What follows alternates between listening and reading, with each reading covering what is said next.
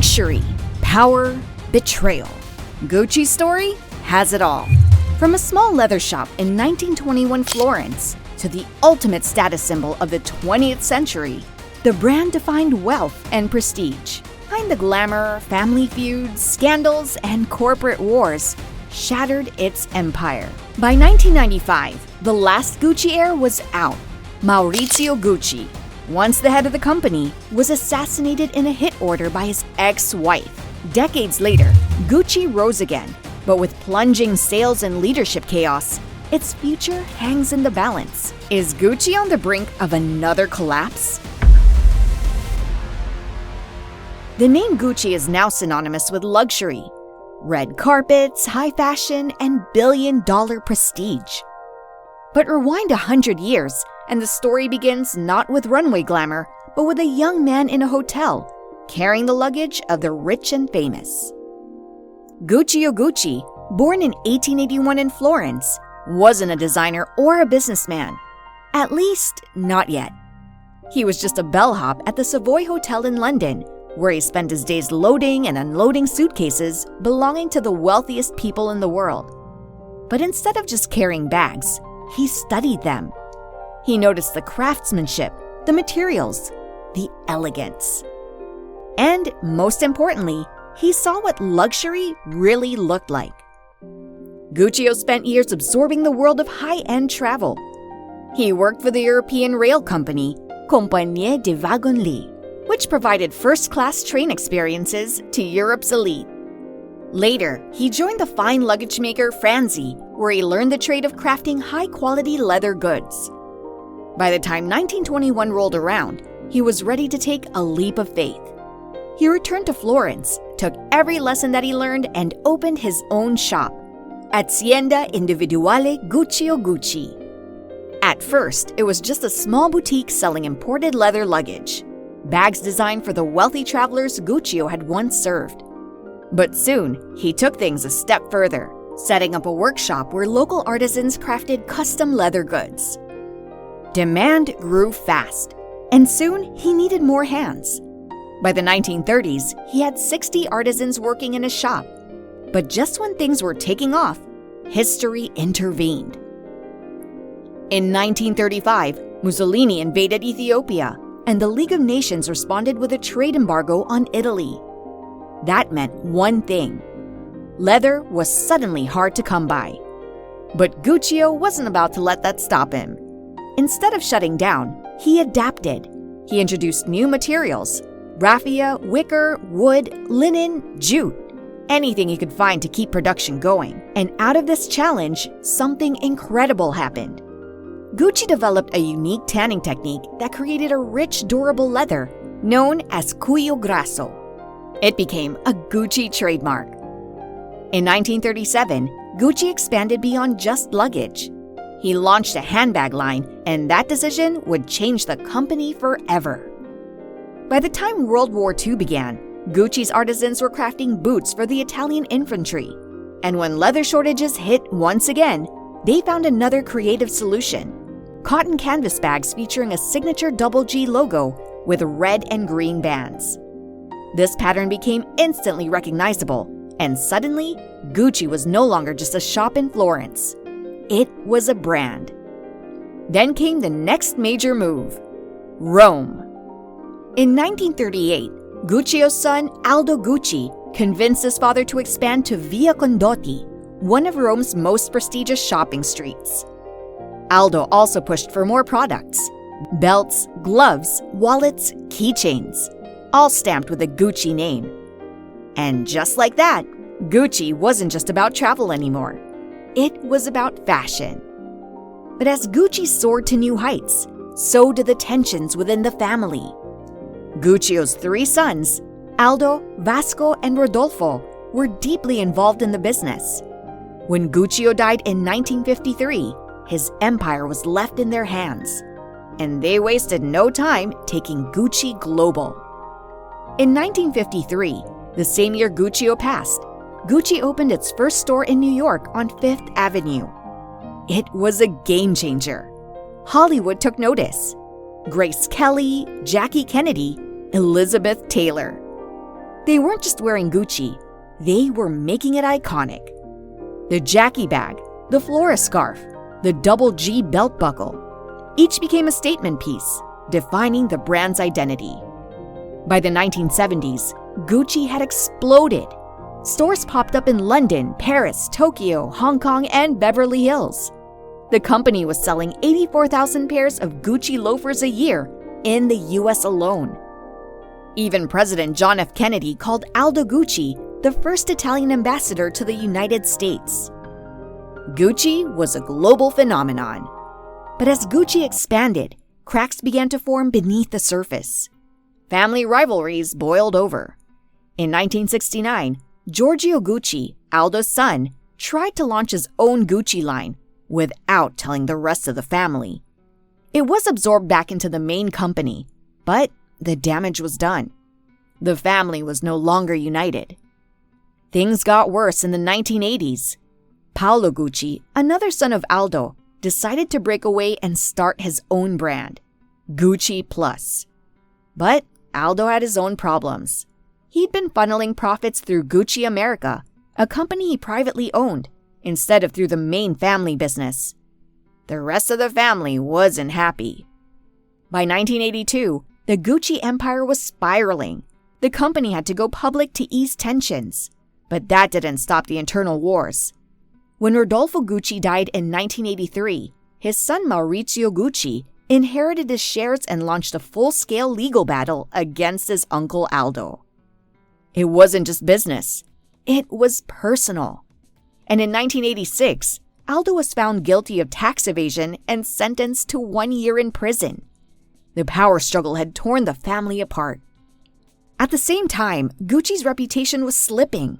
The brand had once stood for exclusivity, craftsmanship, and luxury. But in the 1980s, mass production took over. Cheap licensing deals flooded the market with Gucci products everywhere, from department stores to airport gift shops. Instead of high fashion, Gucci had become mainstream. The name was still famous, but it had lost its spark.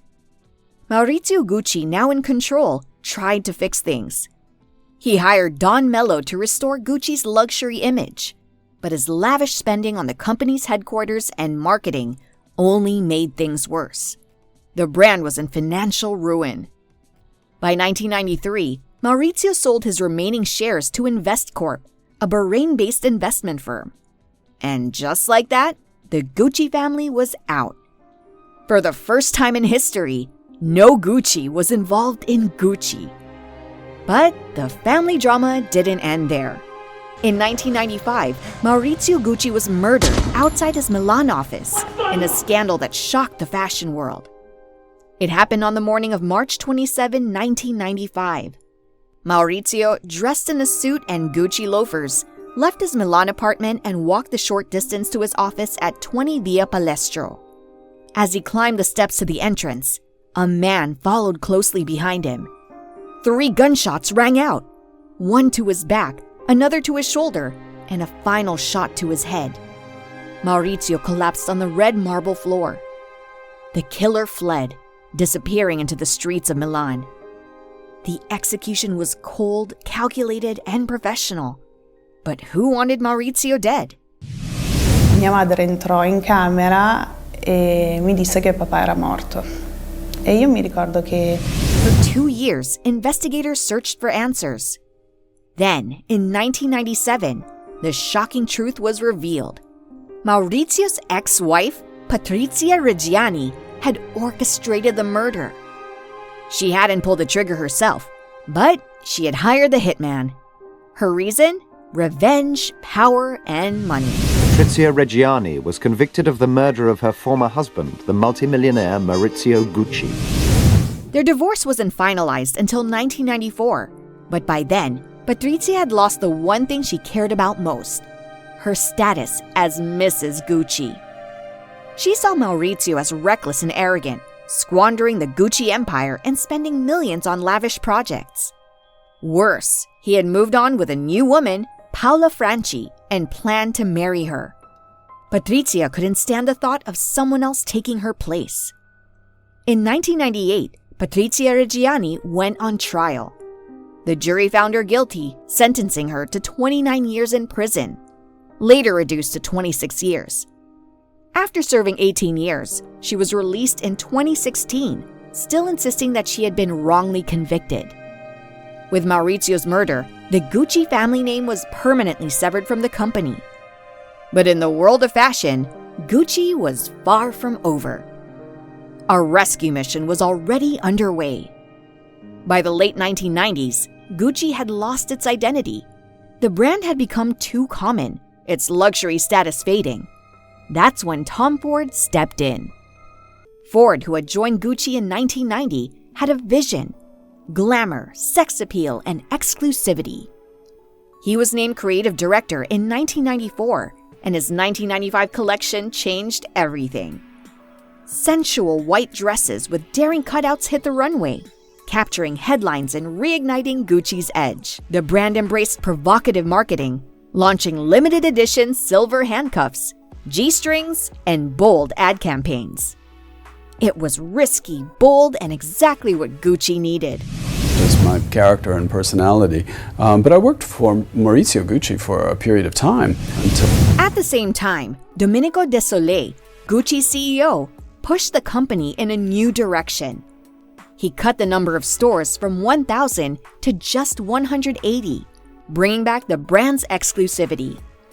He also slashed the product line from 22,000 items to just 7,000, focusing on high-quality leather goods. The advertising budget jumped from $6 million in 1993 to $70 million in 1997. The strategy worked. In 1995, Gucci went public on the New York Stock Exchange, with shares starting at $22 each.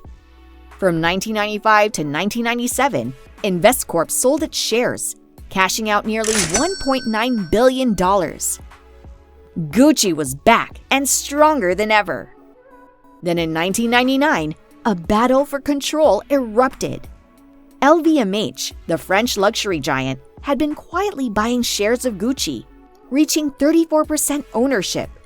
Fearing a takeover, Tom Ford and Desolé turned to François Pinault's PPR Group, now Kering, which swooped in and bought 40% of Gucci at $75 per share.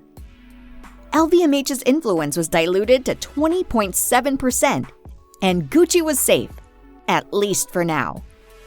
Under Ford's leadership, Gucci became a global powerhouse.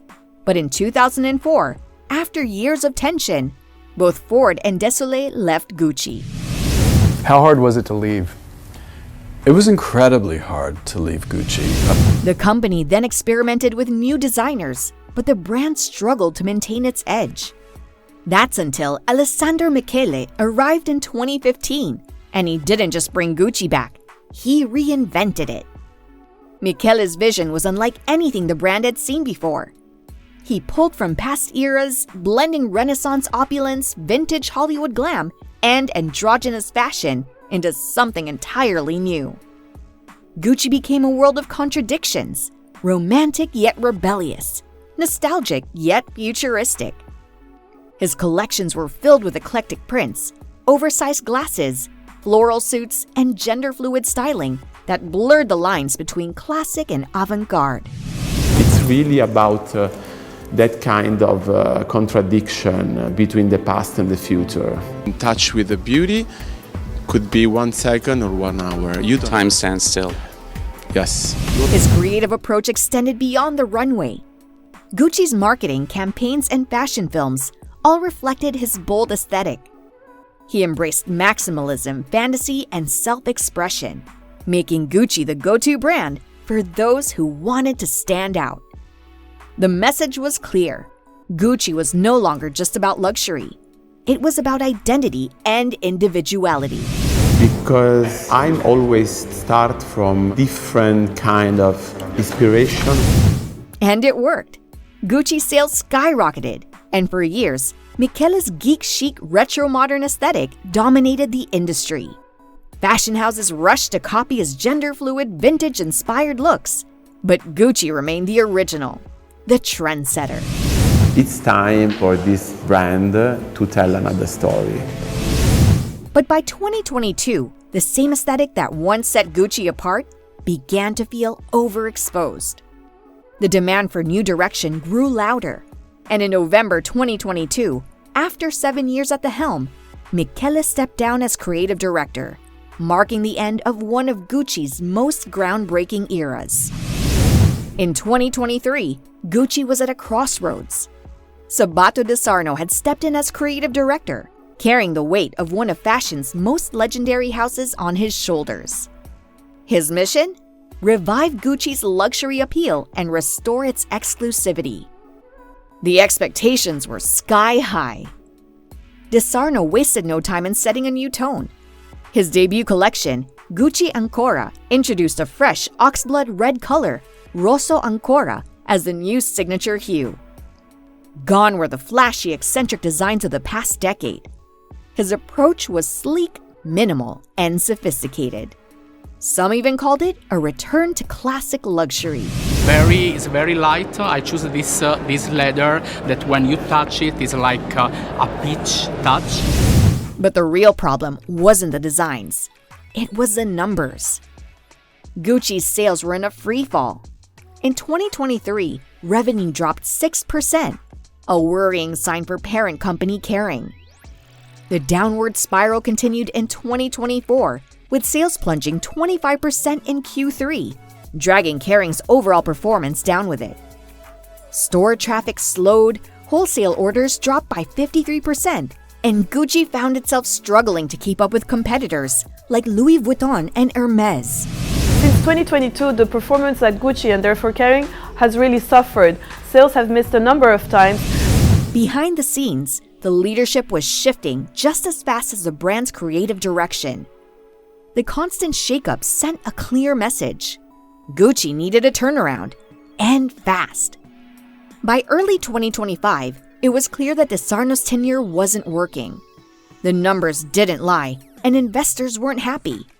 On February 6, 2025, just 2 years after taking the role, Sabato De Sarno exited Gucci.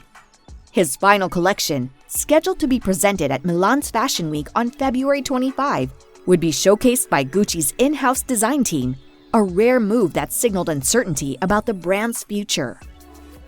With De Sarno out, the question now is, what's next for Gucci?